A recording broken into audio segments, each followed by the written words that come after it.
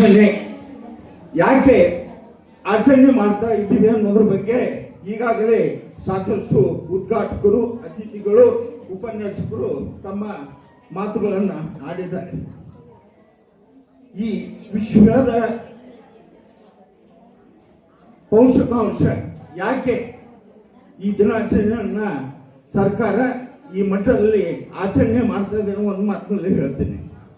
ವಿಶ್ವ ಆರೋಗ್ಯ ಸಂಸ್ಥೆಯವರು ಈ ಆರೋಗ್ಯದ ಬಗ್ಗೆ ಸರ್ವೆ ಮಾಡಿದಾಗ ದೇಶದಲ್ಲಿ ಅಂಗ ವೈಫಲ್ಯತೆ ಮತ್ತು ಈ ಪೋಲಿಯೋ ರೋಗಗಳನ್ನ ಸಾಕಷ್ಟು ಪ್ರಮಾಣದಲ್ಲಿ ಹರಡಿದ್ದರಿಂದ ಈ ಒಂದು ರೋಗವನ್ನ ಯಾವ ರೀತಿ ನಾವು ತಡೆಗಟ್ಟಬೇಕು, ಈ ರೋಗಕ್ಕೆ ಏನು ಕೊರತೆ ಇದೆ, ಯಾಕೆ ಈ ರೀತಿ ಮಕ್ಕಳು ಹುಟ್ಟುಕೊಳ್ತಾವ ಅನ್ನೋ ದೃಷ್ಟಿ ಇಟ್ಟುಕೊಂಡು ಈ ಪೌಷ್ಟಿಕ ದಿನಾಚರಣೆಯನ್ನ ಆಚರಣೆ ಮಾಡಿಕೊಂಡು ಬರ್ತಾ ಇದೆ. ಮುಖ್ಯವಾಗಿ ಈ ಪೌಷ್ಟಿಕಾಂಶ ಆಹಾರದ ಬಗ್ಗೆ ಜನರಲ್ಲಿ ತಿಳುವಳಿಕೆ ಮೂಡಿಸಲು, ಅವರಿಗೆ ಅರಿವು ಮೂಡಿಸಲು ಈ ಕಾರ್ಯಕ್ರಮವನ್ನ ಸರ್ಕಾರ ಹಾಕಿಕೊಟ್ಟಿದೆ. ಅದರಲ್ಲೂ ವಿಶೇಷವಾಗಿ ತಾವು ಅಂಗನವಾಡಿ ಕಾರ್ಯಕರ್ತರು ಬೇರು ಮಟ್ಟದಲ್ಲಿ ತಾವು ಹಳ್ಳಿಗಳಲ್ಲಿ ಸಂಚಾರ ಮಾಡುವುದರಿಂದ ಈ ಜವಾಬ್ದಾರಿಯನ್ನ, ಅದರ ಅರಿವನ್ನ, ಅದರ ತಿಳುವಳಿಕೆಯನ್ನ ಸಮಸ್ತ ಎಲ್ಲ ಜನರಿಗೂ ನೀಡಬೇಕು ಅಂತ ಈ ಸರ್ಕಾರ ತಮಗೆ ಜವಾಬ್ದಾರಿಯನ್ನ ನೀಡಿದೆ. ಈ ಪೌಷ್ಟಿಕಾಂಶ ಆಹಾರ ಅಂದ್ರೆ ಯಾವ ರೀತಿ ಈಗಾಗಲೇ ಸಂಪೂರ್ಣವಾದ ಆಹಾರ, ಪರಿಪೂರ್ಣವಾದ ಆಹಾರ, ಇದು 7 ವಿಭಾಗಗಳಲ್ಲಿ ಈ ಪೌಷ್ಟಿಕಾಂಶ ಆಹಾರ ಇರ್ತದೆ. ಅದು ನಾವು ದಿನನಿತ್ಯ ಸೇವಿಸುವ ಕಾರ್ಬೋಹೈಡ್ರೇಟ್ ಆಹಾರ ಇರಬಹುದು, ಮತ್ತು ಕೊಬ್ಬಿನಾಂಶ ಇರ್ತಕ್ಕಂಥ ಆಹಾರ ಇರಬಹುದು, ಮತ್ತು ನಾವು ದಿನನಿತ್ಯ ಸೇವನೆ ಮಾಡಿದಂಥ ನೀರು ನಮಗೆ ಬಹಳ ಅವಶ್ಯ, ಅದನ್ನು ಸಹಿತ ಪೌಷ್ಟಿಕಾಂಶ ಆಹಾರ ಅಂತ ನಾವು ಕರಿತೀವಿ. ಇದರ ಜೊತೆಗೆ ಫೈಬರ್ ಯುಕ್ತ ಆಹಾರ, ಪ್ರೋಟೀನ್ ಯುಕ್ತ ಆಹಾರ ಮತ್ತು ಖನಿಜಯುಕ್ತ ಆಹಾರ ಮತ್ತು ಎಲ್ಲ ವಿಟಮಿನ್ ಉಳ್ಳುವ ಎಲ್ಲ ಆಹಾರವನ್ನ ನಾವು ಈ ಪೌಷ್ಟಿಕಾಂಶ ಆಹಾರ ಅಂತ ಕರಿತೀವಿ. ಇವೆಲ್ಲ ಆಹಾರಗಳು ಮನುಷ್ಯನ ದೇಹಕ್ಕೆ ಅಂದ್ರೆ ವ್ಯಕ್ತಿಯ ದೇಹಕ್ಕೆ ಆರೋಗ್ಯವಂತರಾಗಿರಲು ಅವೆಲ್ಲ ಸಹಾಯಕಾರಿ ಮಾಡ್ತವೆ ಅನ್ನೋ ಮಾತನ್ನ ಈ ಸಂದರ್ಭದಲ್ಲಿ ನಾನು ಹೇಳಲಿಕ್ಕೆ ಇಚ್ಛಪಡ್ತಾ ಇದ್ದೀನಿ. ಇದರ ಜೊತೆಗೆ ಈಗಲೇ ಶ್ರೀಮಂತ ಕಾರ್ಯಕ್ರಮವನ್ನು ಸೋದರರು ಮಾಡಿಕೊಂಡು ಅವರು ಇದೇ ಸಂದರ್ಭದಲ್ಲಿ ಅವರು ಒಳ್ಳೆಯ ಪೌಷ್ಟಿಕಾಂಶ ಆಹಾರವನ್ನ ಸೇವನೆ ಮಾಡಿದರೆ ಅವರಿಗೆ ಹುಟ್ಟುವಂತ ಮಗು ಒಳ್ಳೆಯ ಆರೋಗ್ಯವಂತ, ಸದೃಢವಾಗಿ, ಭೌತಿಕವಾಗಿ ಬೆಳೀತದ ಅನ್ನೋ ಮಾತನ್ನ ಈ ಸಂದರ್ಭದಲ್ಲಿ ನಾನು ಹೇಳಿಕೆ ಇಚ್ಛೆ ಪಡ್ತಾ ಇದ್ದೀನಿ. ಯಾಕಂದ್ರೆ ಒಂದು ಮಗು ಗರ್ಭಾವಸ್ಥೆಯಿಂದ ಹೊರಗೆ ಬಂದ ಕ್ಷಣ ಅದು ಒಂದು ಆರೋಗ್ಯವಂತ ಮಗು ಅನಿಸ್ಕೋಬೇಕಾದ್ರೆ ಅದರ ತೂಕ 2 kg 800 ಗ್ರಾಮದಿಂದ 3 kg ವರೆಗೆ ಇದ್ದಾಗ ಮಾತ್ರ ಅದು ಆರೋಗ್ಯವಂತ ಮಗು ಅಂತ ಅನಿಸ್ಕೊಳ್ತದೆ. ಈ ರೀತಿ ಮಗು ಆರೋಗ್ಯವಾಗಿರ್ಬೇಕಾದ್ರೆ ನಾವು ಏನೆಲ್ಲ ಆಹಾರ ಸೇವನೆ ಮಾಡ್ಬೇಕಂತ ಈಗೆಲ್ಲ ಹೇಳಿದ್ರು ಸಾಹೇಬರು. ಇವೆಲ್ಲ ಪ್ರೋಟೀನ್ ಯುಕ್ತ ಆಹಾರಗಳು ಸಾಹೇಬರು ಒಂದೇ ಮಾತಿನಲ್ಲಿ ಹೇಳು, ಪಿಜ್ಜಾ, ಬರ್ಗರ್, ಬೇಕರಿ ಇಲ್ಲಿ ಸಿಗುವಂತ ಆಹಾರಗಳು ದೇಹಕ್ಕೆ ಅನಾರೋಗ್ಯ ಉಂಟು ಮಾಡ್ತವೆ. ದೇಹದ ಬೆಳವಣಿಗೆಗೆ ಈ ಪೌಷ್ಟಿಕಾಂಶ ಆಹಾರ ಮುಖ್ಯವಾಗ್ತದ ಮಾತನ್ನ ಈಗಾಗಲೇ ಸಾಹೇಬರು ಹೇಳಿದ್ರು.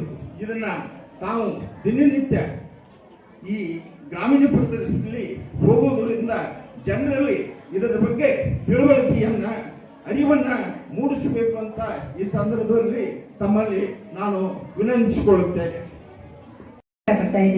ಆರೋಗ್ಯ ಇಲ್ಲದೆ ಇದ್ರೆ ಮನುಷ್ಯನಿಗೆ ಎಷ್ಟು ಆಸ್ತಿ ಇದ್ರೆ ಏನು, ಒಡವೆ ಇದ್ರೆ ಏನು, ಏನಿದ್ರು ಅದು ಶೂನ್ಯ ಅಂತ ಹೇಳ್ತೇವೆ. ಯಾಕಂದ್ರೆ ಒಬ್ಬ ಆರೋಗ್ಯವಂತ ಶಾರೀರಿಕವಾಗಿ, ಮಾನಸಿಕವಾಗಿ, ಬೌದ್ಧಿಕವಾಗಿ ಎಲ್ಲ ರೀತಿಯಿಂದಲೂ ಆರೋಗ್ಯವಾಗಿರಬೇಕಾದರೆ ನಾವು ಸಮಯಕ್ಕೆ ಸರಿಯಾಗಿ ಪೌಷ್ಟಿಕ ಆಹಾರವನ್ನ ಸೇವಿಸಬೇಕು.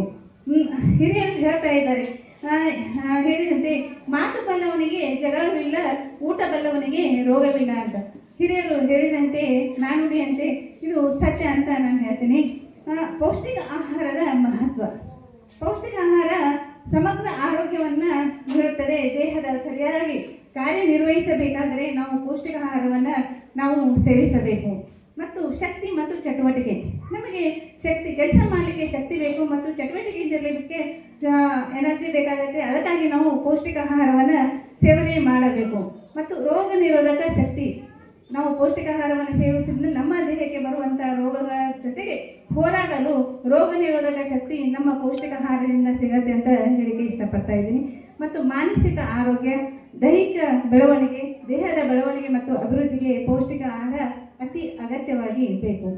ಯಾವ ಆಹಾರಗಳನ್ನು ನಾವು ತಪ್ಪಿಸಬೇಕಂತ ಆವಾಗಲೇ ಸರ್ ಹೇಳಿದರು.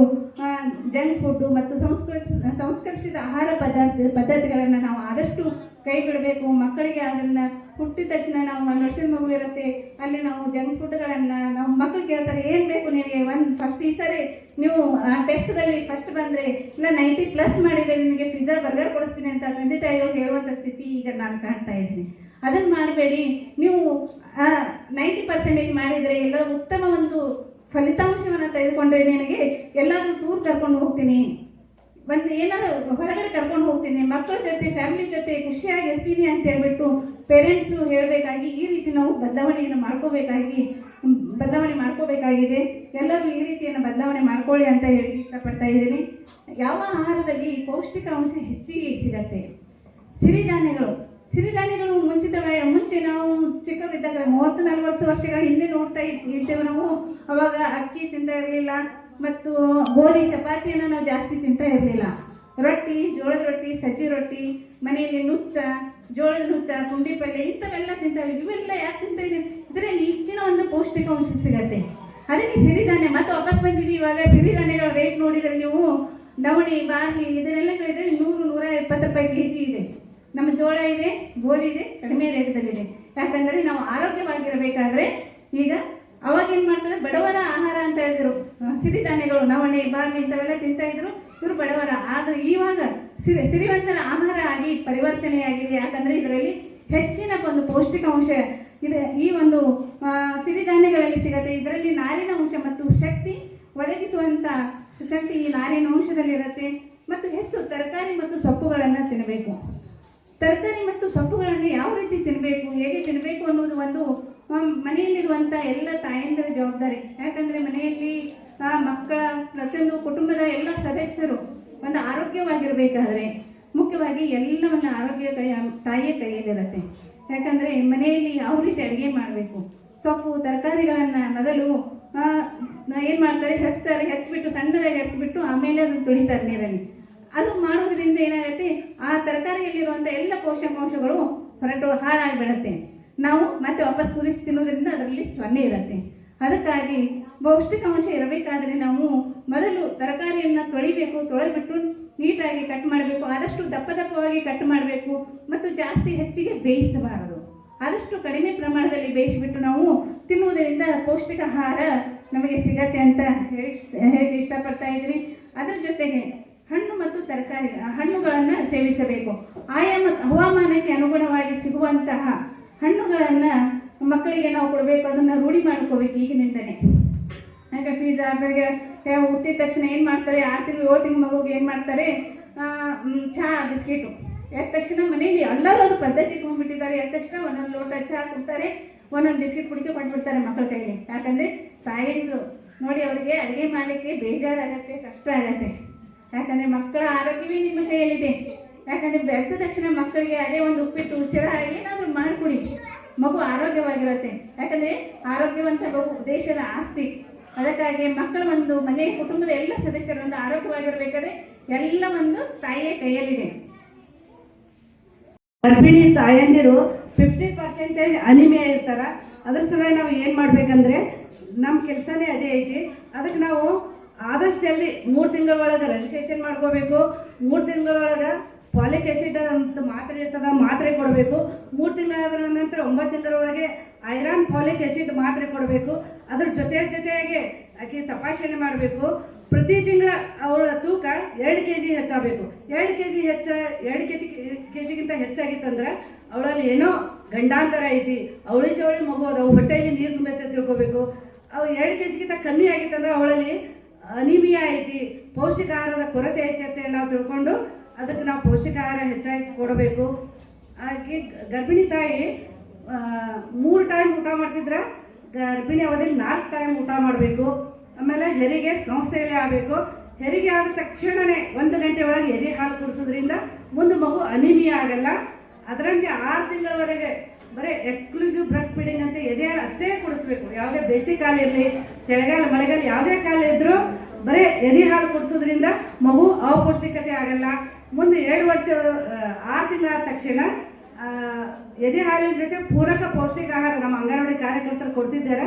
ಆ ಪೂರಕ ಪೌಷ್ಟಿಕ ಆಹಾರ ಕೊಡಬೇಕು.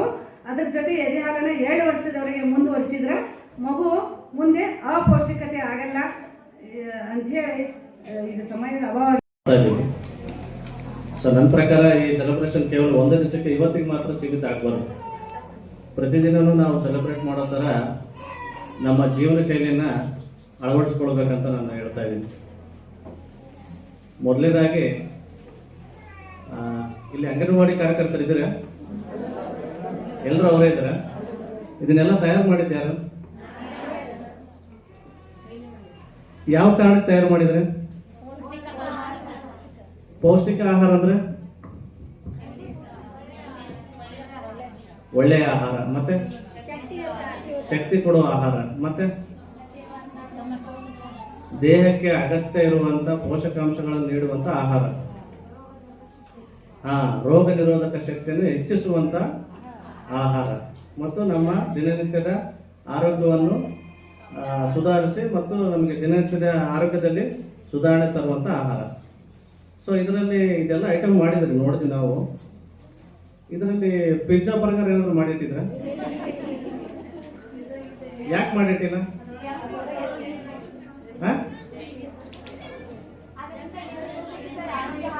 ಅದರಿಂದ ಪೌಷ್ಟಿಕಾಂಶ ಸಿಗೋದಿಲ್ಲ, ಹಂಗಾಗಿ ಮಾಡಿಟ್ಟಿಲ್ಲ.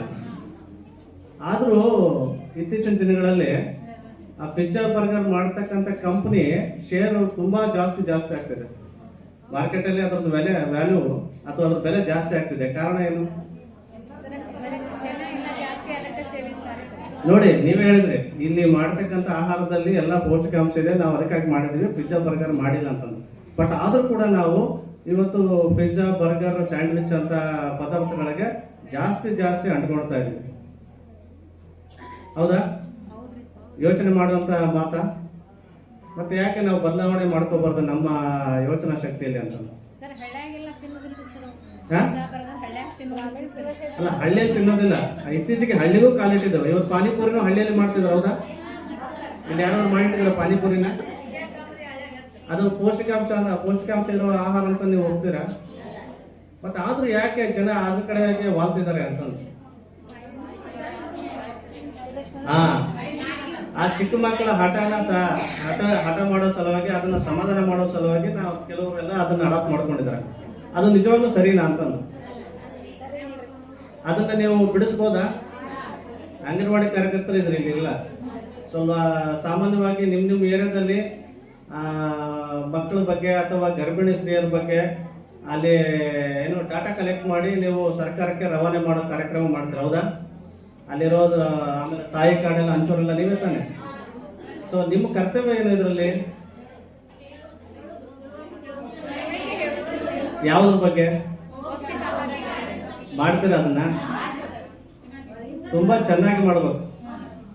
ತಾಲೂಕಿನಲ್ಲಿ ಇರ್ತಕ್ಕಂಥ ಅಥವಾ ತಾಲೂಕ್ ಲೆವೆಲ್ ನಲ್ಲಿ ಇರ್ತಕ್ಕಂಥ ಅಧಿಕಾರಿಗಳು ಅಥವಾ ಅಂದ್ರೆ ಆರೋಗ್ಯ ಅಧಿಕಾರಿಗಳು, ಆಮೇಲೆ ಜಿಲ್ಲಾ ಮಟ್ಟದಲ್ಲಿ ಇರ್ತಕ್ಕಂಥ ಆರೋಗ್ಯ ಅಧಿಕಾರಿಗಳ ಕೆಲಸ, ಅವರು ನಿಮ್ಮನ್ನೆಲ್ಲ ಮಾನಿಟರ್ ಮಾಡಿ ನೀವು ಕೊಡ್ತಕ್ಕಂಥ ಡಾಟಾನ ಸರ್ಕಾರಕ್ಕೆ ಸರ್ಕಾರ ಮುಂದೆ ಸಬ್ಮಿಟ್ ಮಾಡ್ತಾರೆ. ಸೊ ಸರ್ಕಾರ ನೀಡ್ತಕ್ಕಂಥ ಯೋಜನೆಗಳನ್ನೆಲ್ಲ ತಲುಪಿಸೋ ಪ್ರಯತ್ನ ಮಾಡ್ತಾರೆ. ಸೊ ಪ್ರತಿಯೊಬ್ಬರು ಅಧಿಕಾರಿನೂ ಪ್ರತಿಯೊಂದು ಮನೆಗೂ ಭೇಟಿ ನೀಡಿ ಅವ್ರಿಗೆ ಕೊಡ್ತಕ್ಕಂಥ ಸವಲತ್ತನ್ನ ಹೇಳಕ್ಕಾಗುತ್ತಾ? ಸೊ ಅದ್ರ ಕರ್ತವ್ಯ ಯಾರ್ದು? ಈ ಒಂದು ಕರ್ತವ್ಯದ ನಿಟ್ಟಿನಲ್ಲಿ ನೀವು ಕೆಲಸ ಮಾಡಬೇಕಾಗಿದೆ. ಇವತ್ತು ಈ ನ್ಯೂಟ್ರಿಷನ್ ಡೇ ಸೆಲೆಬ್ರೇಷನ್ ಮುಖಾಂತರ ನಾನು ನಿಮ್ಗೆ ಹೇಳೋದೇನೆಂದ್ರೆ, ನಿಮ್ಮ ಕರ್ತವ್ಯಗಳಲ್ಲಿ ನೀವು ತಲ್ಲೀನರಾಗಿ ನೀವು ಇಲ್ಲಿರ್ತಕ್ಕಂಥ ನ್ಯೂಟ್ರಿಷನ್ ಬಗ್ಗೆ, ಆಮೇಲೆ ಇಲ್ಲಿ ನೀಡ್ತಕ್ಕಂಥ ನ್ಯೂಟ್ರಿಷನ್ ಲೆಕ್ಚರ್ ಏನಾದ್ರ ಬಗ್ಗೆ ಹೇಳ್ತಾರಲ್ಲ ಅದನ್ನೆಲ್ಲ ಚೆನ್ನಾಗಿ ತಿಳ್ಕೊಂಡು ನಿಮ್ಮ ಏರಿಯಾದಲ್ಲಿ ನೀವು ಅದನ್ನು ಇಂಪ್ಲಿಮೆಂಟ್ ಮಾಡಬೇಕು. ಯಾಕಂದ್ರೆ ಎಸ್ಪೆಷಲಿ ಹಳ್ಳಿಗಳಲ್ಲಿ ನ್ಯೂಟ್ರಿಷನ್ ಆಹಾರ ಅಂದ್ರೆ ಏನು, ಪೌಷ್ಟಿಕಾಂಶ ಅಂದ್ರೆ ಏನು, ಆ ಪೌಷ್ಟಿಕಾಂಶ ಆಹಾರ ಯಾವ್ಯಾವ ಆಹಾರದಲ್ಲಿ ಪೌಷ್ಟಿಕಾಂಶ ಇರುತ್ತೆ, ಯಾವುದನ್ನ ನಾವು ತಗೊಂಡ್ರೆ ನಮ್ಮ ಆರೋಗ್ಯ ಸುಧಾರಿಸುತ್ತೆ. ಆಮೇಲೆ ಎಸ್ಪೆಷಲಿ ಗರ್ಭಿಣಿ ಸ್ತ್ರೀಯಲ್ಲಿ ಇನ್ನೊಂದು ಮಗುವಿನ ಜನನಕ್ಕೆ ಅವರು ಕಾರಣಕರ್ತರಿರ್ತಾರೆ. ಸೊ ಅವರು ದಿನನಿತ್ಯದ ಆಹಾರ ಪದ್ಧತಿಯಲ್ಲಿ ಒಳ್ಳೆ ಪೌಷ್ಟಿಕಾಂಶ ಇರೋಂಥ ಆಹಾರ ತಗೊಂಡ್ರೆ ನಾಳೆ ಹುಟ್ಟೋ ಮಗುಗೂ ಒಳ್ಳೆ ಆರೋಗ್ಯಯುತ ವಾತಾವರಣ ಸೃಷ್ಟಿಯಾಗುತ್ತೆ. ನಿಮಗೆ ನೆನಪಿರ್ಬೋದು, ಸುಮಾರು ವರ್ಷದಿಂದ ನಮ್ಮ ದೇಶ ಪೋಲಿಯೋದಿಂದ ಬಳಲ್ತಿತ್ತು, ಹೌದಾ? ಅದಕ್ಕೆ ಕೆಲವು ಕಾರಣಗಳಿದ್ವು. ಅದರಲ್ಲಿ ಮುಖ್ಯವಾದ ಕಾರಣ ಪೌಷ್ಟಿಕಾಂಶ ಇರದೇ ಇರತಕ್ಕಂಥ ಆಹಾರದ ಪದ್ಧತಿ ಒಂದು ಕಾರಣ ಇತ್ತು, ಹೌದಾ? ಇತ್ತೀಚಿನ ದಿನಗಳಲ್ಲಿ ಪೋಲಿಯೋ ಕೇಸಸ್ ತುಂಬಾ ಕಡಿಮೆ ಆಗಿದ್ದಾವೆ. ನನ್ನ ಪ್ರಕಾರ ಅದು 0 ಆಗ್ಬೇಕು, ಆಗಿದೆ ಅಂತ ಅನ್ಕೊಂಡಿದ್ದೀನಿ. ಯಾಕಂದ್ರೆ ನಾವು ಚಿಕ್ಕವರಿದ್ದಾಗ ಓದೋ ಟೈಮಲ್ಲಿ ನಮ್ಮ ಜೊತೆ ಪಾಪ ಒಂದು 3-4 ಜನ ಪೋಲಿಯೋ ಆದಂತ ನನ್ನ ಫ್ರೆಂಡ್ಸೇ ಇದ್ದಾರೆ, ಪೋಲಿಯೋ ಆಗಿತ್ತು ಅವ್ರಿಗೆ. ಅವ್ರು ನಾವು ಕಣ್ಣಾರೆ ನೋಡಿದ್ವಿ ಅವ್ರ ನಿಜವಾದ ಪರಿಸ್ಥಿತಿ ಏನು ಅಂತ. ಮಕ್ಕಳನ್ನ ಹಡ್ದ ಮೇಲೆ ತಂದೆ ತಾಯಿಯವ್ರ ಪರಿಸ್ಥಿತಿ ಏನು ಅಂತಂದು ನೀವು ಯೋಚನೆ ಮಾಡ್ಬೇಕಾಗಿದೆ, ಹೌದಾ? ಅಂತ ಮಕ್ಕಳು ಇವತ್ತು ಒಬ್ಬ ಸ್ವಸ್ಥ ಮಗ ಹುಟ್ಟಿದಾನಂದ್ರೆ ಆ ಮಗುನ ಮೇಲೆ ತಂದೆ ತಾಯಿ ಭರವಸೆ ಉಳಿಯುತ್ತೆ. ಏನಂತಂದು ನನ್ನ ಮಗ ಚೆನ್ನಾಗಿ ಬೆಳೀತಾ ಇದ್ದಾನೆ, ಚೆನ್ನಾಗಿ ಓದ್ತಾನೆ, ಮುಂದೆ ನಮಗೆ ಚೆನ್ನಾಗಿ ದುಡ್ದು ಹಾಕಿ ಒಳ್ಳೆ ನಮಗೆ ನಮ್ಮ ಮುಂದಿನ ಜೀವನಕ್ಕೆ ಅವ್ನು ಸಹಕಾರಿ ಆಗ್ತಾನಂತೆ. ಬಟ್ ಅಂತ ಮಗು ಏನಾದ್ರೂ ಒಂದು ಅನಾರೋಗ್ಯದ ಹುಟ್ಟೋ ಸಮಯದಲ್ಲಿ ಏನಾದ್ರೂ ಅದಕ್ಕೆ ಕಾಯಿಲೆ ಅಥವಾ ಅನಾರೋಗ್ಯದ ಸಮಸ್ಯೆ ಉಂಟಾಗಿ ಸರಿಯಾಗಿ ಹುಟ್ಟು ಆಗದೆ ಇದ್ರೆ, ಮುಂದಿನ ಬೆಳವಣಿಗೆ ಸರಿಯಾಗಿ ಆಗದೆ ಇದ್ರೆ ಅದಕ್ಕೆ ಇಡೀ ಕುಟುಂಬನೇ ಬಲಿ ಆಗ್ಬೇಕಾಗುತ್ತೆ. ಸೊ ಅಂದ ಒಂದು ನಿಟ್ಟಿನಲ್ಲಿ ಈ ಒಂದು ನ್ಯೂಟ್ರಿಷನ್ ಏನು ಫುಡ್ ಇದೆಯಲ್ಲ ಅದನ್ನು ತುಂಬಾ ಇಂಪಾರ್ಟೆಂಟ್ ರೋಲ್ ಮಾಡುತ್ತೆ, ಎಸ್ಪೆಷಲಿ ಗರ್ಭಿಣಿ ಸ್ತ್ರೀಯರಿಗೆ. ಯಾಕೆ ಸಾಹೇಬ್ರು ಹೇಳ್ತಾರೆ ಗರ್ಭಿಣಿ ಸ್ತ್ರೀಯರಲ್ಲಿ ಅದು ಬೇಕು ಅಂತಂದು. ಇನ್ನು ನೀವು ಕೇಳ್ಬೋದು, ಈಗ ನಾವು ಕಾನೂನು ಅಧಿಕಾರಿಗಳಾಗಿ ಇಲ್ಲಿ ಬಂದಿದ್ದೀವಿ, ನ್ಯೂಟ್ರಿಷನ್ ಡೇಗೆ ನಮಗೂ ಏನು ಅಂತಂದು. ಅದರಲ್ಲಿ ಒಂದು ನಮ್ಮ ಇಂಡಿಯಾದಲ್ಲಿ 2 ಕಾನೂನುಗಳು ಮಾಡಿದ್ದಾರೆ ಈ ಆಹಾರದ ಬಗ್ಗೆ. 2006ರಲ್ಲಿ ಆಹಾರ ಸುರಕ್ಷತಾ ಅಧಿನಿಯಮ ಅಂತ ಮಾಡಿದ್ದಾರೆ.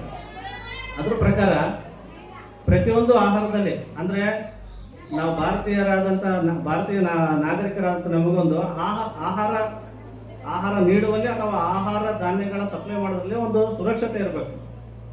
ಈಗೆಲ್ಲ ನೀವು ಕೇಳ್ಪಟ್ಟಿರ್ತೀರಿ, ಮಾಲ್ ಪ್ರಾಕ್ಟೀಸ್ ಎಲ್ಲ ಆಗ್ತಾ ಇದೆ. ಆಹಾರದಲ್ಲಿ ಕಲ್ಲು ಸೇರಿಸೋದು, ಬೇರೆ ಬೇರೆ ಏನೋ ಸೇರಿಸೋದು, ಆ ತೂಕ ಜಾಸ್ತಿ ಆಗುತ್ತೆ ಅಂತ ಸೇರಿಸೋದು, ಅದನ್ನೆಲ್ಲ ತಡೆಯೋ ನಿಟ್ಟಿನಲ್ಲಿ 2006ರಲ್ಲಿ ಆಹಾರ ಸುರಕ್ಷತಾ ಅಧಿನಿಯಮ ಅಂತ ಒಂದು ಕಾನೂನು ಪಾಸ್ ಮಾಡ್ತು. ಅದಾದ್ಮೇಲೂ ಕೂಡ ಅದು ಸಾಕಾಗಿಲ್ಲ ಅಂತಂದ್ರೆ 2013ರಲ್ಲಿ ನ್ಯಾಷನಲ್ ಫುಡ್ ಸೆಕ್ಯೂರಿಟಿ ಆಕ್ಟ್ ಅಂತ ಒಂದು ಮಾಡಿದ್ರು, ರಾಷ್ಟ್ರೀಯ ಆಹಾರ ಭದ್ರತಾ ಅಧಿನಿಯಮ ಅಂತಂದು. ಅದರಲ್ಲೂ ಒಂದು ಕ್ಲಾಸ್ ಇದೆ. ಅದರಲ್ಲಿ ಆ ಕ್ಲಾಸಿನ ಮುಖ್ಯ ಉದ್ದೇಶ ಏನಂದ್ರೆ ಎಸ್ಪೆಷಲಿ ಗರ್ಭಿಣಿ ಸ್ತ್ರೀಯರಿಗೆ ನ್ಯೂಟ್ರಿಷನ್ ಆಹಾರ ಸಪ್ಲೈ ಮಾಡೋದು ಅಂತಂದು. ಅದನ್ನ ಮಾನಿಟರ್ ಮಾಡೋದು ಆ ಸಂಬಂಧಿತ ಸರ್ಕಾರದ ಕರ್ತವ್ಯ ಅಂತಂದು ಇದೆ. ಅಂತಹ ಆಹಾರ ಸಪ್ಲೈಯಿಂಗ್ ಚೈನ್ ಅಲ್ಲಿ ಅಥವಾ ಅಂತಹ ಆಹಾರದಲ್ಲಿ ಏನೋ ಕಲಬೆರಕೆ ಅಂತ ಕಂಡು ಬಂದಲ್ಲಿ ಅದ್ರ ಮೇಲೆ ಕೇಸ್ ರಿಜಿಸ್ಟರ್ ಮಾಡಬಹುದು. ನಿಮ್ ಗಮನಕ್ಕೆ ಬಂದ್ರೆ ನೀವು ಆಸ್ ಎ ಕಂಪ್ಲೇಂಟ್ ಆಗಿ ಕೇಸ್ ರಿಜಿಸ್ಟರ್ ಮಾಡಬಹುದು ಸಂಬಂಧಿತ ಅಧಿಕಾರಿಗಳ ಮುಂದೆ. ಅದಕ್ಕೆ ಸಂಬಂಧಿತ ಆಹಾರ ಸುರಕ್ಷತಾ ಅಧಿಕಾರಿಗಳು ಇರ್ತಾರೆ, ಮಾನಿಟರ್ ಮಾಡೋರು. ಅವರೆಲ್ಲ ಅದಕ್ಕೆ ಅದನ್ನ ಮೇಲ್ವಿಚಾರಣೆ ಮಾಡಿ ಸಂಬಂಧಿಸಿದ ನ್ಯಾಯಾಲಯದಲ್ಲಿ ಅದನ್ನ ಕಂಪ್ಲೇಂಟ್ ಫೈಲ್ ಮಾಡಿ ಅವ್ರ ಅಗೇನ್ಸ್ಟ್ ಆಕ್ಷನ್ ತಗೊಳಕ್ಕೆ ಅವ್ರು ರಿಕ್ವೆಸ್ಟ್ ಮಾಡ್ತಾರೆ. ಸೊ ಅಂತ ಒಂದು ನಿಟ್ಟಿನಲ್ಲಿ ನೀವು ಕೆಲಸ ಮಾಡಬೇಕಾಗಿದೆ. ಮುಖ್ಯವಾಗಿ ನಮ್ಮ ಭಾರತದ ಸಂವಿಧಾನ ಆರ್ಟಿಕಲ್ 21 ಕೆಳಗಡೆ ಪ್ರತಿಯೊಬ್ಬ ನಾಗರಿಕನಿಗೂ ಜೀವಿಸುವ ಹಕ್ಕು ಅಂತ ಕೊಟ್ಟಿದೆ. ಸೊ ಆ ಒಂದು ಜೀವಿಸುವ ಹಕ್ಕಿನಲ್ಲಿ ಅಂತಹ ವ್ಯಕ್ತಿ ಉತ್ತಮ ಆಹಾರ ಪಡ್ಕೊಳ್ಬೇಕು ಅಂತಂದು ಹೇಳುತ್ತೆ. ಉತ್ತಮ ಆಹಾರ ಪಡ್ಕೊಳ್ಬೇಕು ಅಂತಂದ್ರೆ ಒಳ್ಳೆ ಆಹಾರ ಪಡ್ಕೊಳ್ಳೋದು ನಮ್ಮ ರೈಟು, ನಮ್ಮ ಹಕ್ಕು ಅದು. ಸೊ ಅಂತ ಒಂದು ಹಕ್ಕನ್ನ ಪ್ರತಿಯೊಬ್ಬ ವ್ಯಕ್ತಿಗೂ ಸಿಗಬೇಕನ್ನೋದೇ ಸರ್ಕಾರದ ಉದ್ದೇಶ ಮತ್ತು ಆ ಅಧಿನಿಯಮಗಳ ಉದ್ದೇಶ. ಸೊ ಈ ಒಂದು ನಿಟ್ಟಿನಲ್ಲಿ ನೀವೆಲ್ಲರೂ ಕೆಲಸ ಮಾಡಬೇಕಾಗಿದೆ. ಇಲ್ಲೇನು ನೀವು ಹಾಜರುಪಡಿಸಕ್ಕಂಥ ಅಥವಾ ಸಾದರಪಡಿಸಕ್ಕಂಥ ನಿಮ್ಮ ಆಹಾರ ಪದ್ಧತಿಗಳನ್ನ ನಿಮಗೆ ನಿಮ್ಮ ವ್ಯಾಪ್ತಿಯಲ್ಲಿ ಬರ್ತಕ್ಕಂಥ ಎಲ್ರಿಗೂ ತಿಳಿಸಿ ಆದಷ್ಟು ನ್ಯೂಟ್ರಿಷನ್ ಇಲ್ಲದೆ ಆಹಾರಗಳಿಗೆ ಮನಸ್ಸು ಹೊತ್ತು ಇಲ್ಲಿ ಬೇಕರಿ ಐಟಮ್ ಏನಾದ್ರು ಇಟ್ಟಿದ್ದೀರಾ? ನೋಡಿ, ಇದೆಲ್ಲ ನೀವು ನೋಡ್ತಾ ನೀವೇ ಹೇಳ್ತಾ ಇದ್ರಿ ಬೇಕರಿ ಐಟಮ್ ಇಟ್ಟಿಲ್ಲ, ಆಮೇಲೆ ಪಿಜ್ಜಾ ಬರ್ಗರ್ ಯಾವ್ದು ಇಟ್ಟಿಲ್ಲ ಅಂತಂದ್ರೆ. ಬಟ್ ಆದ್ರೂ ಅದನ್ನ ಮಾಡ್ತಿರ್ತಕ್ಕಂಥ ಅಂಗಡಿಗಳು ಜಾಸ್ತಿ ಆಗ್ತಿದಾವೆ, ಅದ್ರ ಬಿಸ್ನೆಸ್ ಜಾಸ್ತಿ ಆಗ್ತಿದೆ. ಇವತ್ತು ಸಾಹೇಬ್ರು ಹೇಳ್ತಾ ಇದ್ರು ಒಂದು ಡೈಲಿ ಒಂದು ಆ್ಯಪಲ್ ತಿಂದರೆ ನಾವು ಏನು ಡಾಕ್ಟರ್ನ ದೂರ ಇಡ್ಬೋದು ಅಂತಂದ್ರು. ಬಟ್ ಆದರೂ ನೀವು ಗಮನಿಸಿರ್ಬೋದು ಇತ್ತೀಚೆಗೆ ಹಣ್ಣು ಮತ್ತು ಏನದು ರೇಷನ್ ಅಂಗಡಿಗಳೆಲ್ಲ ಕಡಿಮೆ ಆಗ್ತಿರವ. ಪ್ರತಿಯೊಂದು ಗಲ್ಲಿಗೂ ಆಸ್ಪತ್ರೆಗಳು ಬರ್ತಾ ಇದೆ. ಹೌದಾ? ಈ ಒಂದು ನಿಟ್ಟಿನಲ್ಲಿ ನೀವು ಯೋಚನೆ ಮಾಡಬೇಕು. ಇವತ್ತು ಆಸ್ಪತ್ರೆಗಳು ಜಾಸ್ತಿ ಆಗ್ತಿದ್ದಾವೆ. ಇದೆ ಸಾಹೇಬ್ರು ಹೇಳೋ ಪ್ರಕಾರ ನೀವು ಪ್ರತಿದಿನನೂ ಆಹಾರ ಪದ್ಧತಿ ಅಳವಡಿಸ್ಕೊಂಡು ಅದೇ ಥರ ಒಂದು ಆ್ಯಪಲ್ ತಿಂದಿದ್ರೆ ಡಾಕ್ಟರ್ ಆಸ್ಪತ್ರೆಗಳು ಜಾಸ್ತಿ ಆಗ್ತಿದ್ವ? ಆ್ಯಪಲ್ ತಿನ್ನೋಕೆ ಒಳ್ಳೇದಂತಾರ, ಬಟ್ ತಿನ್ನೋ ಟೈಮಲ್ಲಿ ಬೇಡ ಅಂತಾರ, ಅದು ಟೇಸ್ಟ್ ಇರಲ್ಲ ಅಂತ ಹೇಳ್ತಾರೆ. ಹೌದಾ? ಸೊ ಈ ಒಂದು ನಿಟ್ಟಿನಲ್ಲಿ ನೀವೆಲ್ಲರೂ ನಿಮ್ಮ ಕರ್ತವ್ಯವನ್ನು ಚೆನ್ನಾಗಿ ಮಾಡಿ ಅಂತ ಹೇಳ್ತಾ ಮತ್ತೊಮ್ಮೆ ಎಲ್ರಿಗೂ ಈ ವಿಶ್ವ ನ್ಯೂಟ್ರಿಷನ್ ಡೇ ಪೌಷ್ಟಿಕಾಂಶ ದಿನದ ಶುಭಾಶಯಗಳು ಹೇಳ್ತಾ ನನ್ನ ಮಾತು ಮುಗಿಸ್ತಾ ಇದ್ದೀನಿ. ನಮಸ್ಕಾರ.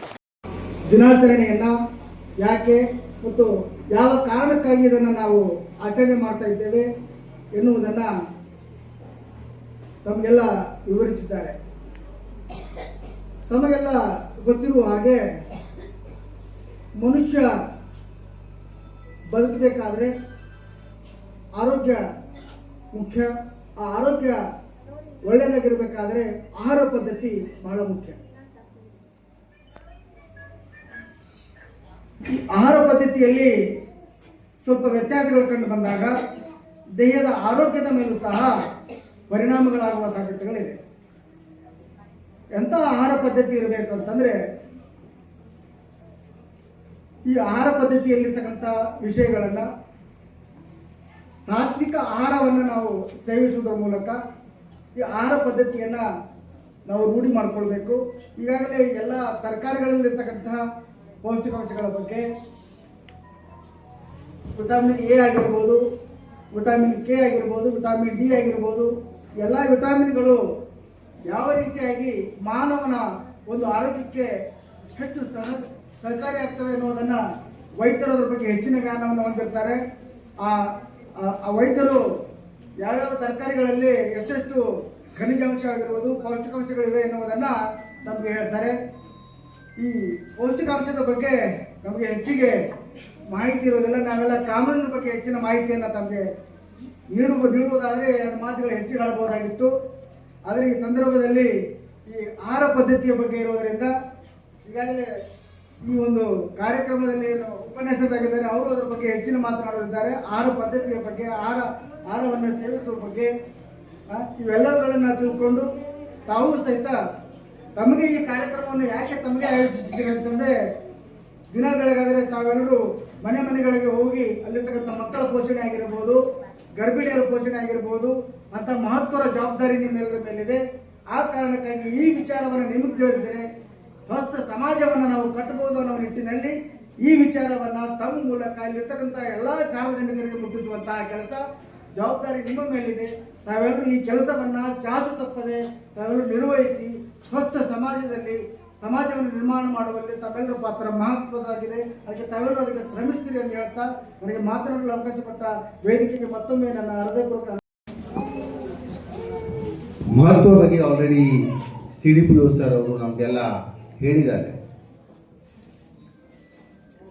ಈಗೇನಾಗುತ್ತೆ ಅಂದರೆ, ಎಷ್ಟೋ ರೂರಲ್ ಪ್ಲೇಸಸ್ಗಳಲ್ಲಿ, ಗ್ರಾಮೀಣ ಪ್ರದೇಶಗಳಲ್ಲಿ ಎರಡು ಬೆನಿಫಿಟ್ ಇರುತ್ತೆ. ಒಂದು ಬೆನಿಫಿಟ್ ಏನದೆ ಅಂದರೆ, ಅವರಿಗೆ ಹೊಲದಿಂದ ಅಲ್ಲಿಂದೇ ಮಾಡಿದ್ದು ತರಕಾರಿಗಳನ್ನು ಅವ್ರ ಕೈಯಾಗೆ ಸಿಗತ್ತೆ. ಫ್ರೆಶ್ ತರಕಾರಿಗಳನ್ನು ಅವರು ಉಪಯೋಗಿಸ್ಕೊಂಡು ಚೆನ್ನಾಗಿ ಬೆಳಿಬಹುದು. ಇದು ಒಂದು ಬೆನಿಫಿಟ್ಟು. ಇನ್ನೊಂದು ಅಲ್ಲಿ ಪ್ರಾಬ್ಲಮ್ಗಳು ಏನಿರ್ತವೆ ಅಂದರೆ, ಸ್ವಲ್ಪ ಆದಾಯ ಕಡಿಮೆ ಇದ್ದರೆ ಅವರಿಗೆ ಎಲ್ಲ ಥರದ್ದು ಹಣ್ಣುಗಳು ಅಥವಾ ಡ್ರೈ ಫ್ರೂಟ್ಸ್ಗಳು ಅಥವಾ ಎಲ್ಲ ಟೈಪ್ ಒಂದು ತರಕಾರಿಗಳು ಅವರಿಗೆ ಅಲ್ಲಿ ಆ ಲೆವೆಲ್ ತನಕ ಮುಟ್ಲಿಕ್ಕೆ ಸ್ವಲ್ಪ ಸಮಸ್ಯೆ ಆಗಬಹುದು. ಅಂಥ ಸಮಸ್ಯೆಗಳನ್ನೇ ಸಾಲ್ವ್ ಮಾಡಲಿಕ್ಕೆ ಅಂತ ಇಲ್ಲಿ ಸರ್ಕಾರದಿಂದ ಬೇರೆ ಬೇರೆ ಬೇರೆ ವ್ಯಾಕ್ಸಿನೇಷನ್ ಲೆಕ್ಕದಲ್ಲಿ ಮತ್ತು ಅವರಿಗೆ ಯಾರು ಗರ್ಭಿಣಿ ಇರ್ತಾರೆ ಅಂಥ ಮಹಿಳೆಗೆ ಆ ಪರ್ಟಿಕ್ಯುಲರ್ ಸ್ಪ್ಯಾನ್ದಲ್ಲಿ ಅವರಿಗೆ ಪೌಷ್ಟಿಕ ಆಹಾರ ಎಲ್ಲ ಕೊಡೋದು ವ್ಯವಸ್ಥೆ ಇರುತ್ತೆ. ಸರ್ಕಾರ ಕಡೆಯಿಂದ ಆ ಪ್ರೆಗ್ನೆಂಟ್ ವುಮನ್ಗಳಿಗೆ 3,000 5,000 ಪ್ರಾಜೆಕ್ಟ್ ಆ ಪ್ರಕಾರ ಕೊಡೋದು ವ್ಯವಸ್ಥೆ ಇರುತ್ತೆ. ಯಾಕೆ ಅಂದರೆ ಅವರಿಗೆ ಆ ಟೈಮ್ದಲ್ಲಿ ಅಷ್ಟು ಬೆಳವಣಿಗೆ ಬೇಕು, ಅವರು ರಿಕವರ್ ಆಗಬೇಕು ಅಂತ ಲೆಕ್ಕದಿಂದ ಅವೆಲ್ಲ ಸ್ಕೀಮ್ಸ್ ಎಲ್ಲ ಮಾಡಿರ್ತೀವಿ. ಇವೆಲ್ಲ ಆಹಾರಗಳು ನಾವು ನಮ್ಮ ಶಾಲೆ ಕಾಲೇಜ್ಗಳಲ್ಲಿ ನಾವು ಓದ್ಕೊಂಡು ಬಂದಿದ್ದೀವಿ. ಈ ಆ್ಯಪಲ್ ಉಂಟು, ಆ್ಯಪಲ್ ಬಗ್ಗೆ ಹೇಳ್ತಾರೆ, apple a day keeps doctor away ಅಂತ. ನೀವು ಆ್ಯಪಲ್ ತಗೊಂಡ್ರೆ ನಿಮ್ಮ ಡಾಕ್ಟರ್ನ ಅಗತ್ಯನೇ ಬೀಳುವುದಿಲ್ಲ ಅಂತ ಹೇಳ್ತಾರೆ. ಬಾಳೆಹಣ್ಣು, ಊಟ ಆದ ನಂತರ ಒಂದು ಬಾಳೆಹಣ್ಣು ನಾವು ತಗೊಂಡ್ರೆ ಸ್ವೀಕರಿಸಿದ್ರೆ ಅದು ಡೈಜೆಷನ್ ಚೆನ್ನಾಗಿ ಮಾಡುತ್ತೆ ಅಂತ ಹೇಳ್ತಾರೆ. ಅದೇ ಥರ ಎಲ್ಲ ಫ್ರೂಟ್ಸ್ಗಳದ್ದು ಎಲ್ಲ ಟೈಪ್ ಯೂಸಸ್ ಇದ್ದಾವೆ. ಪೈನಾಪಲ್ ಇರಲಿ, ಆ ಕಸ್ಟರ್ಡ್ ಆ್ಯಪಲ್ ಇರಲಿ, ಕ್ಯಾರೆಟ್ ಉಂಟು. ನಾವು ಸರಿಯಾಗಿ ಕ್ಯಾರೆಟ್ ತಿನ್ನಲಿಲ್ಲ ಅಂದರೆ ಏನಾಗುತ್ತೆ? ನಮ್ಮ ಕಣ್ಣೊಂದು ಪವರ್ ಕಡಿಮೆ ಆಗ್ತದೆ. ನಮ್ಮ ಕಣ್ಣಿನ ಪವರ್ ಚೆನ್ನಾಗಿ ಆಗಬೇಕು ಅಂದರೆ ನಾವು ಸಾಕಷ್ಟು ಕ್ಯಾರೆಟ್ಗಳನ್ನು ತಿನ್ನಬೇಕು. ಮತ್ತು ಎಷ್ಟೋ ಕ್ಯಾರೆಟ್ಗಳನ್ನ ರಾ ತಿಂದರೆ, ಹೀಗೆ ಡೈರೆಕ್ಟ್ ಇದ್ರೆ ಮತ್ತಷ್ಟು ಅದ್ರದ್ದು ಲಾಭ ಜಾಸ್ತಿ ಇರ್ತದೆ. ಕುಕ್ ಮಾಡ್ಕೊಂಡು ತಿನ್ನೋಕ್ಕಿಂತ ಡೈರೆಕ್ಟ್ ರಾ ಕ್ಯಾರೆಟ್ ತಿನ್ನೋದು ಉತ್ತಮ. ಮತ್ತು ಅದೇ ಥರ ಅಲ್ಲಿ ರೊಟ್ಟಿಗಳನ್ನು, ಜೋಳ ರೊಟ್ಟಿ, ಮೊಟ್ಟೆ. ನಾನು ಎಷ್ಟೋ ಕೇಸಸ್ ಅಲ್ಲಿ ನೋಡಿದ್ದೀನಿ. ನಮ್ಮೊಬ್ರು ಸಂಬಂಧಿಕರು ಇದ್ರು, ನನ್ನ ಕಸಿನ್ ಸಿಸ್ಟರ್. ಆಕೆ ತುಂಬಾ ವೀಕ್ ಆಗ್ಬಿಟ್ಲು. ಕೆಲಸ ಮಾಡ್ತಿದ್ಲು, BCom ಓದಿದಾಳೆ, ಪ್ರೈವೇಟ್ ಕಂಪನಿದಲ್ಲಿ ಕೆಲಸ ಮಾಡ್ತಿದ್ಲು. ಅವಳು ತುಂಬಾ ವೀಕ್ ಆಗ್ಬಿಟ್ಟಿದ್ಲು. ಅವರು ಸ್ಟ್ರಿಕ್ಟ್ಲಿ ವೆಜಿಟೇರಿಯನ್, ಸಸ್ಯಾಹಾರಿ. ಆದರೆ ಆಕೆಗೆ ಹಾಸ್ಪಿಟಲ್ದಲ್ಲಿ ಅಡ್ಮಿಟ್ ಮಾಡಿದ ನಂತರ ಕಂಪಲ್ಸರಿ ಡಾಕ್ಟರ್ 3-4 ದಿನ ಅಲ್ಲಿ ಅಡ್ಮಿಟ್ ಮಾಡಿದವಾಗ ಮೊಟ್ಟೆಯನ್ನು ತಿಂತಿಲ್ಲ. ನೀವು ಆಮೇಲೆ ಬಿಡ್ತೀರಿ, ನಿಮ್ಗೆ ಬಿಟ್ಟಿದ್ದು. ಒಟ್ಟಾರೆ ಈಗ ನೀವು ಇಲ್ಲಿ ಆಸ್ಪತ್ರೆಯಿಂದ ರಿಕವರ್ ಆಗಿ ಹೋಗ್ಬೇಕು ಅಂದ್ರೆ ನೀವು ಅದು ತಗೊಳ್ಳೇಬೇಕು. ಒಂದು ತಿನ್ನಿಸ್ತಿದ್ರು, ಅದರಿಂದನೇ ರಿಕವರ್ ಆಯ್ತು. ಎಷ್ಟು ನಾನು ಇನ್ನೊಂದು ಕಡೆ ನೋಡಿದೆ, ಯಾರೋ ಒಬ್ರು ಪೇಷಂಟ್ ಇದ್ರು, ಆಗ ಅವರಿಗೆ TB ಆಗಿತ್ತು, ಟ್ಯೂಬರ್ಕ್ಲೋಸಿಸ್ TB. ಆ ಡಾಟ್ಸ್ ಮೆಡಿಸಿನ್ ಕೊಟ್ಟಿದ್ರು. ಡಾಟ್ಸ್ ಮೆಡಿಸಿನ್ ಜೊತೆ ಕಂಪಲ್ಸರಿಲಿ ಹೇಳಿದ್ರು, ಆದಷ್ಟು ಆ ಮಟನ್ ಒಂದು ಸೂಪು ಮತ್ತು ಬೋನ್ ಮ್ಯಾರೋ ಇರ್ತದಲ್ಲ, ಆ ಬೋನ್ ಮ್ಯಾರೋ ನೀವು ತಿಂದ್ರೆ ನೀವು ಬೇಗ ರಿಕವರ್ ಆಗ್ತೀರಿ ಅಂತ. ಸೊ ಈ ಆಹಾರದಲ್ಲಿಯೇ ಎಷ್ಟೋ ಮೆಡಿಸಿನ್ಗಳು ಇದರೊಳಗೆ ಇದ್ದಾವೆ. ಇವೆಲ್ಲ ಆಹಾರಗಳನ್ನು ನಾವು ಸರಿಯಾಗಿ ತಗೊಂಡ್ರೆ ಬ್ಯಾಲೆನ್ಸ್ಡ್ ಡೈಟ್ ಸಿಗ್ಬಿಡ್ತದೆ. ನಮ್ಗೆ ಯಾವುದು ರೋಗಗಳನ್ನು ಬರುವುದಿಲ್ಲ ಅಂತ ನಾವು ಖಂಡಿತ ಹೇಳ್ಬೋದು. ಉಳಿದಿದ್ದು ಇನ್ ಡೀಟೇಲ್ ಸ್ಪೀಕರ್ ಇದ್ದಾರೆ, ರಾಜಶ್ರೀ. ಮೇಳವನ್ನು ಇಲ್ಲಿ ಜರುಗುತ್ತಿದೆ. ಇದು ಯಾಕೆ ಆಚರಣೆ ಮಾಡ್ತಿದ್ದಾರೆ, ಇದರ ಮೂಲ ಉದ್ದೇಶವನ್ನು ಪ್ರಪಂಚದಲ್ಲಿ ಇದು ಏನಿದೆ ಅಂದರೆ ಭಾರತದಲ್ಲಿ ಸೆಪ್ಟೆಂಬರ್ 16 ಹಾಗೂ ನಮ್ಮ ಭಾರತದಲ್ಲಿ ಸೆಪ್ಟೆಂಬರ್ 24ರಂದು ಇದನ್ನು ವಿಶ್ವ ಪೌಷ್ಟಿಕ ಆಹಾರವನ್ನು ಆಚರಣೆ ಮಾಡ್ತೀವಿ. ಇದು ಮತ್ತೆ ನಮ್ಮದು ಕೇಂದ್ರ ಸರ್ಕಾರ ಯೋಜನೆ ಆದಂಥ ಪೋಷಣ್ ಮಾಸಾಚರಣೆಯನ್ನು ನಾವು ಪ್ರತಿ ವರ್ಷ ಏನು ಮಾಡ್ತೀವಿ ಅಂದರೆ ಸೆಪ್ಟೆಂಬರ್ ತಿಂಗಳನ್ನು ಆಚರಣೆ ಮಾಡ್ತೀವಿ. ಇದರ ಮೂಲ ಉದ್ದೇಶ ಏನಂದರೆ, ನಮ್ಮ ಮಹಿಳೆಯರು ಏನು ಗ್ರಾಮೀಣ ಭಾಗದಲ್ಲಿ ಏನು ಕೆಲಸ ಮಾಡ್ತಿದ್ದಾರೆ ಅವರಿಗೆ ರಕ್ತಹೀನತೆಯನ್ನು ತಡೆಗಟ್ಟುವುದು ಹಾಗೂ ಹುಟ್ಟುವಂಥ ಮಕ್ಕಳು ಕೂಡ ಏನು ಆರೋಗ್ಯವಾಗಿರಬೇಕು. ಮತ್ತು ನಮ್ಮ ಆರೋಗ್ಯ ಇಲಾಖೆ ಮತ್ತು ನಮ್ಮ ಮಹಿಳಾ ಮತ್ತು ಮಕ್ಕಳ ಕೆಳಗೆ ಏನು ಸಹಯೋಗದಿಂದ ಏನು ಕೆಲಸ ನಡೀತಿದೆ, ಈ ತರಕಾರಿಗಳ ಬಗ್ಗೆ ಅವರಿಗೆ ಅರಿವು ಮೂಡಿಸಬೇಕು ಹಾಗೂ ಲಸಿಕೆಗಳ ಬಗ್ಗೆ ಅರಿವು ಮೂಡಿಸಬೇಕು. ಮತ್ತು ಅವ್ರಿಗೆ ಏನು ನಮ್ಮ ಗರ್ಭಿಣಿ ಬಾಣಂತರಿಗೆ ಏನು ಸೌಲಭ್ಯಗಳು ಸಿಗ್ತಾವೆ ಅದು ಕೂಡ ಅರಿವು ಮಾಡಬೇಕಂತೇಳಿ ಏನು ಮಾಡ್ತಾರೆ, ಇದು ಪೋಷಣ ಅಭಿಯಾನ ಮತ್ತು ಪೌಷ್ಟಿಕ ಮೇಳವನ್ನು ಆಯೋಜಿಸಲಾಗ್ತದೆ. ಉದ್ದೇಶವಾಗಿ ಏನಂದರೆ, ಯಾವುದೇ ಹೆಣ್ಮಕ್ಕಳು ಈ ಯೋಜನೆಯಿಂದ ವಂಚಿತರಾಗಬಾರ್ದು ಅಂತೇಳಿ ಈ ಒಂದು ಮಾಡ್ತಾರೆ. ಅದೇ ರೀತಿಯಾಗಿ ಏನು ಮಾಡ್ತಾರೆ, ನಿಮ್ಮ ಆಶಾ ಕರ್ತರು ಕೂಡ ಏನು ಮಾಡ್ತಾರೆ, ಲಸಿಕೆ ಬಗ್ಗೆ ಹೇಳ್ತಾರೆ. ಮತ್ತೆ ನಮ್ಮ ಅಂಗನವಾಡಿ ಕಾರ್ಯಕರ್ತರು ಏನು ಹೇಳ್ತಾರೆ ಅಂದರೆ ಆಹಾರ ಬಗ್ಗೆ ಯಾವ ರೀತಿಯನ್ನು ವ್ಯಾಕ್ಸಿನೇಷನ್ ಮಾಡ್ಕೋಬೇಕು, ಯಾವ ರೀತಿ ಯಾವುದು ಎಷ್ಟೇ ತಿಂಗಳಿಗೆ ಇದು ಏನು ಮಾಡ್ಬೇಕಂತ ಅವ್ರಿಗೆ ನೀವು ತಿಳಿಸಿ ಹೇಳ್ಕೊಡ್ಬೇಕು. ಮತ್ತು ಯಾವುದೂ ಕೂಡ ಈ ಯೋಜನೆಯಿಂದ ವಂಚಿತರಾಗಬಾರ್ದು. ಅದೇ ಒಂದು ಮೂಲ ಉದ್ದೇಶದಿಂದ ಹೇಳುತ್ತಾ ನನಗೆ ಪ್ರಾಸ್ತಾವಿಕವಾಗಿ ಮಾತ್ರ